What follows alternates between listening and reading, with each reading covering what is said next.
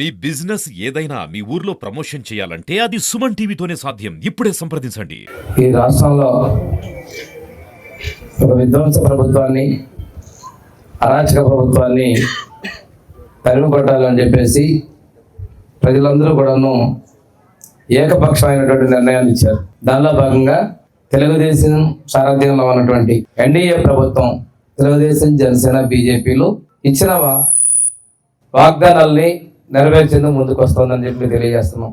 ఎన్టీఆర్ భరోసా pension ఏదైతే ఎన్నికల ముందు ప్రకటించినప్పటి నుంచి మార్చి నెల నుంచే 4,000 ఇస్తా ఉన్నా, ఇచ్చిన మాట ప్రకారం పెంచి 7,000 రూపాయలు మొదట్లో ఇవ్వడం కూడా జరిగిందనే విషయాన్ని గుర్తు చేసుకుంటా ఉన్నాం. ఒకసారి పెన్షన్ తీసుకుంటే 30 రూపాయలు అన్న ఎన్టీఆర్ ఇస్తే, 70 రూపాయలు చంద్రబాబు నాయుడు గారు ఇస్తే, ఆ తర్వాత 200 చేశారు. 130 పెంచి 200 మళ్ళీ 2,000 చేసింది కూడా తెలుగుదేశం ప్రభుత్వమే. 2,000 3,000 చేస్తామని ఆపసపాలు పడి ఆఖరాల్లో జనవరి నెలలో 3,000 చేశారు. అది వంచన అంటారో మోసం అంటారో ప్రజలే గమనించుకోవాలి, కానీ ప్రజలు బుద్ధి చెప్పారు.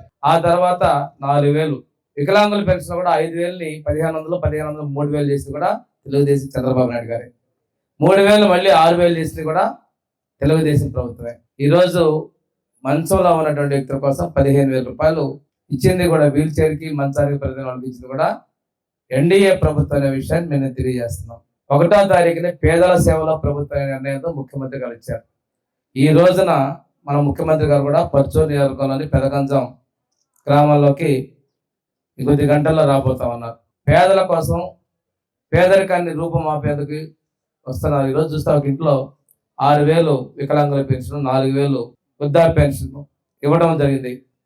అంటే ఒక ఇంట్లోకి వచ్చేసరికి ఇంకొక ఇంట్లో కూడాను 6,000 పెన్షన్ ఇద్దరికి ఇచ్చారు ఇక్కడ ఈ గ్రామంలోనే.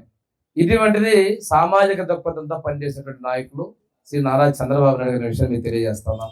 చాలా ఇబ్బందులు ఉన్నాయి. గత ప్రభుత్వాలన్నీ చేసినటువంటిది అప్పులకి వీళ్ళు చేసింది కాబట్టి ఈ ప్రభుత్వంలోనే దాదాపుగా 9 లక్షల కోట్ల రూపాయలు అప్పులు చేశారు. ఒక్కొక్కరి మీద చాలా భారం ఉంది. అప్పులు పూడ్చుకుంటూ సంక్షేమాన్ని అమలు చేస్తున్నాడు ఒక దార్శనిక ముఖ్యమంత్రి చంద్రబాబు నాయుడు గారు. ఈరోజు రాష్ట్రంలో దాదాపుగా మనకి 63 లక్షల మందికి 2,722 కోట్ల రూపాయలని ఈరోజు పంపిణీ చేస్తున్నారు పేదల కోసం. అదే మన జిల్లాలోకి వచ్చేసరికి 2,84,000 మందికి 124 కోట్ల రూపాయలు పంపిణీ చేస్తున్నాం.